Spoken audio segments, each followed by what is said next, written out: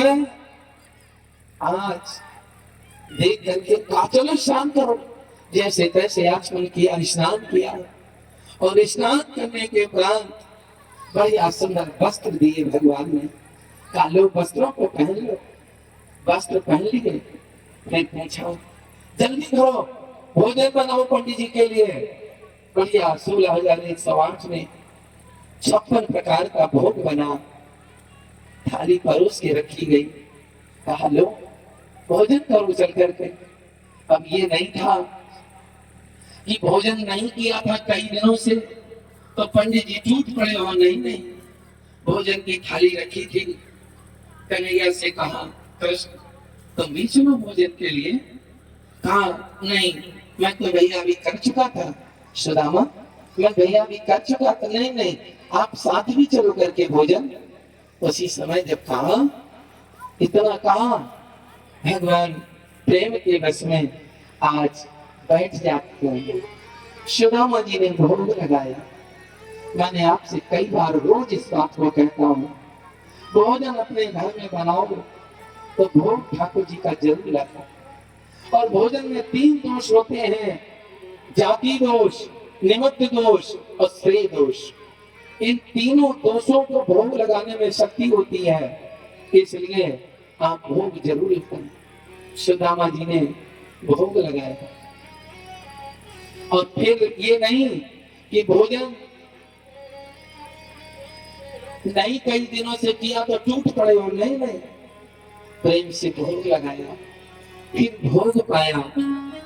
और भोजन पाकर के सुदामा जी को सुंदर ढंग से लेटने की व्यवस्था बनाई गई।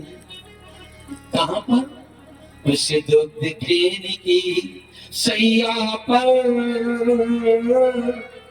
ब्राह्मण को आज लिखाते रुक्मिणी सहित रुक्मिणी नाथ ब्राह्मण के चरण दबा दे।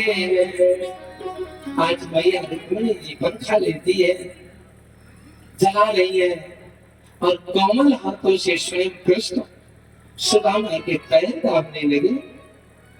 तो भैया ये बताओ, अपने गुरुकुल में जब पढ़ते थे तो क्या आगे चलकर के तुमने गृहस्थ आश्रम में प्रवेश किया कि नहीं? हाँ। तो हमें बुलाया नहीं तुमने? सुदामा ने कहा भैया अच्छा, हमने तो मेरी तो एक शादी भी नहीं बुलाया, लेकिन कृष्ण तुम्हारी तो 16,108 में, और आपने हमें तो बुलाया।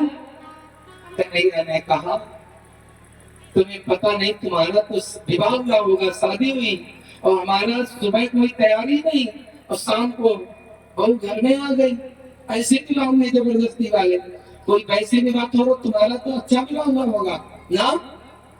अच्छा, तो संग बदल दिया। अच्छा जब बताओ, हमारी भाभी ने हमारे लिए कुछ भेजा कि नहीं? सुदामा ने चावल वाली पोटलियां करी करी और कहा ये इतने सब कुछ होने के बाद विरोध होती है। चावल वाली पुटरिया जैसे करनी करी, भगवान ने हाथ दाबना शुरू किया और पूछा भाभी ने कुछ भेजा कि नहीं? अच्छा, अब चुपचाप दबाए, तो देना नहीं चाहते हैं आप, सोचा तुच्छ बैठे।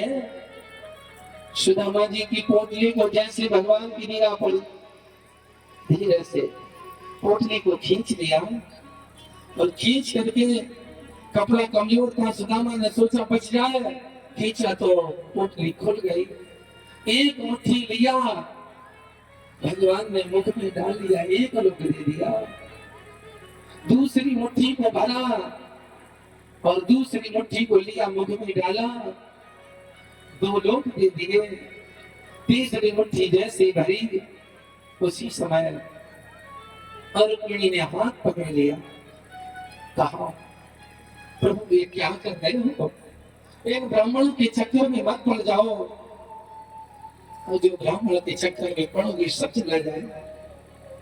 तो वे मालूम नहीं, भगवान ने कहा रुक्मिणी अगर ब्राह्मण न होते तो याद रखो तुम कुंदनपुर की किला से कूद करके मर जाते। ये ब्राह्मणों की कृपा थी जो आज तो मेरे पास आ गई। रुक्मिणी ने प्रसंग बदल दिया, प्राणनाथ हे प्रभु, क्या हम सबका प्रसाद में हक नहीं है? अच्छा लाओ हमको। रुक्मिणी ने उन चावलों को ले लिया और सब मिलकर के थोड़े थोड़े प्रसाद में ले लिया। भगवान ने उस समय पर बताए, एक दो नहीं, 2 लोग दे दिए थे। अब भगवान ने पूछा, रात तो व्यतीत हो गई, प्रातः काल हुआ। सुदामा जी से पूछा, भैया तुम रुकोगे या चले जाओगे? अब कोई तुम्हारे घर में मेहमान आवे और उससे तुम पूछो क्यों रुकोगे कि जाओगे, तो रुकना भी चाहता होगा तब भी कह देगा हम चले जाएंगे। सुदामा जी से पूछा, भैया जाओगे? हाँ चले जाएंगे। अच्छा ये कपड़ा जो तुम पहने हो ये ले जाओगे या उतार जाओगे? मन में सोचा ये कपड़े भी नहीं मिलेंगे क्या, उतार दिए। अपने फटे पुराने कपड़ा पहन लिए। 16,108 से कहा जल्दी करो, पंडित जी जा रहे हैं, इनको प्रणाम करो। और जैसे प्रणाम करें पैसा के एक भेंट नहीं होगा, सब प्रणाम करें, उन्होंने आशीर्वाद देने को कर दिया। कोई बात नहीं, सबने प्रणाम किया। सोचा इन्होंने नहीं दिया, चलती विदा मिलेगी दक्षिणा। तो बताए आए हुए अतिथि मेहमान को गांव के बाहर तक भेजना चाहिए। सुदामा जी को भेजने के लिए भगवान जा रहे थे, ऐसे मुट्ठी बंद किए थे, चले जा रहे थे। तो भैया आशीर्वाद कच्छे सूत्र हमको दियो, तैसो ही पई हो, कि जैसे हमको मैं दिया वैसे तुम्हें मिल जाए, ठीक है। और ऐसे मुट्ठी खोली का सीधे से चले जाओ। अच्छा कुछ नहीं मिला, चले जाते हैं। सुदामा जी मन में विचार करके जाते हैं कि वही कृष्ण है। कौन? घरे घरे ओढ़त जे फिरे और कने कतही के काज, कहाँ भयो सुअर में हो, जो हरि को राज समाज। ये यही कृष्ण है। नेक नेक जन कई के कर्म मारे घूम रहे थे, ये क्या दे सकते हैं? उसी समय पर सुदामा कहते हुए जा रहे थे, रास्ते में एक भील के रूप में भगवान ही आ गए। हे सुदामा। हाँ भैया। कहाँ गए थे? द्वारिकापुरी। अच्छा क्या लाए हो? हाँ हमको। भैया मैं जैसा गया था वैसा ही वापिस आ गया, एक पैसा की भेंट नहीं हुई। और जो संग में चावल जो थे ना, मैं चावल लेकर के गया, वो और चले गए। तुम झूठ कहते हो। कहा नहीं नहीं भैया मैं सत्य कहता हूँ।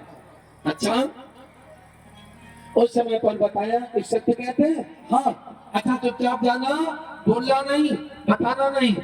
उस समय पर जैसे इतना कहा, सुदामा जी चलेंगे, कन्हैया बड़ा दयालु है, अगर कहियोगे तो बचो, तो रास्ता में ये चोर हमसे सब छीन लेते हैं, इसलिए बड़ा अच्छा किया। आज इसी प्रकार से सुदामा जी धीरे धीरे वहां से चले।